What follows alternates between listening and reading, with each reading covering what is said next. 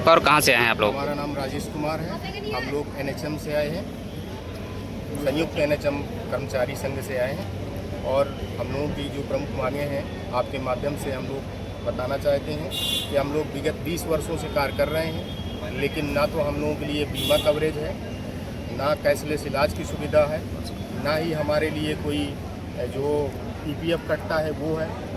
समान कार्य समान वेतन की हम लोगों की मांग है। साथ में एचआरए डीए ये सब कुछ नहीं मिलता है।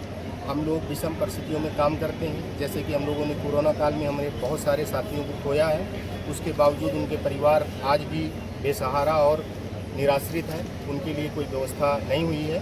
बाद में ये ज़रूर एक बीमा की व्यवस्था हुई थी, लेकिन वो पर्याप्त नहीं है। हमारा ये है कि उन जो मृतक हुए हैं उनके मृतक आश्रित को एक नौकरी भी दी जाए। साथ में हमारी जो 6 सूत्री मांगे हैं आप लोगों के माध्यम से आप लोग सरकार तक पहुंचाइए।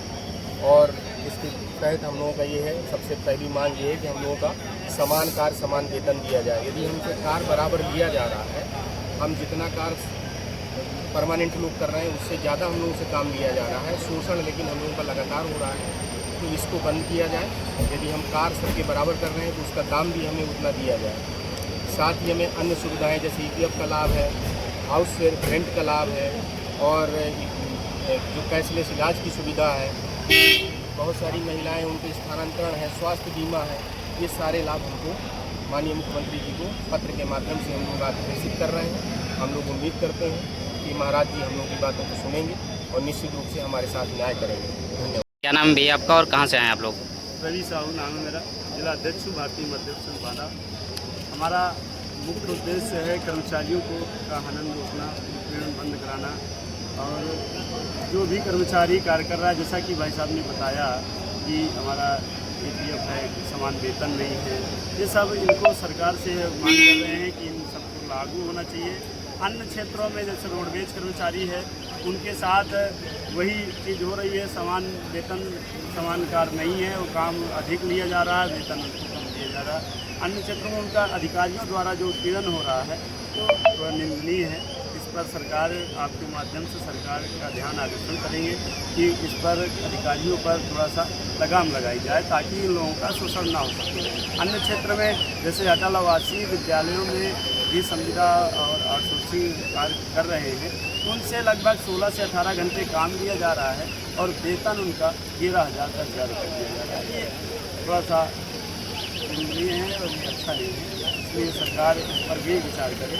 और सफाई कर्मचारियों में हमारी यूनियन है, वहाँ पर भी जो नगर पंचायत नगर पालिका में सफाई कर्मचारी काम करते हैं, उनके साथ भी बड़ा तेज़ी के साथ शोषण हो रहा है। क्योंकि मैं कई बार बैठकों में गया, उनकी प्रेरणा देखा तो मुझे बड़ा बुरा लगा कि बताइए हमारी सरकार है, हमारे विचार की है, इसके बावजूद भी इन कर्मचारियों का, इन मजदूरों का शोषण बड़ी तेज़ी से हो रहा है। इस पर सरकार का ध्यान आकर्षित करेंगे।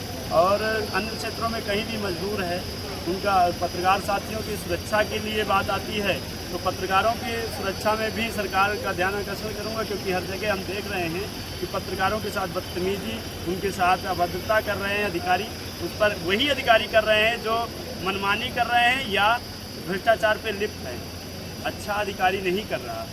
ये सब कार्य जो भी अधिकारी कर रहा है वो अपने अंदर लाने के लिए कर रहा है कि मेरे नीचे काम करे। क्योंकि पत्रकार एक हमारी बहुत बड़ा स्तंभ है, स्वतंत्र है।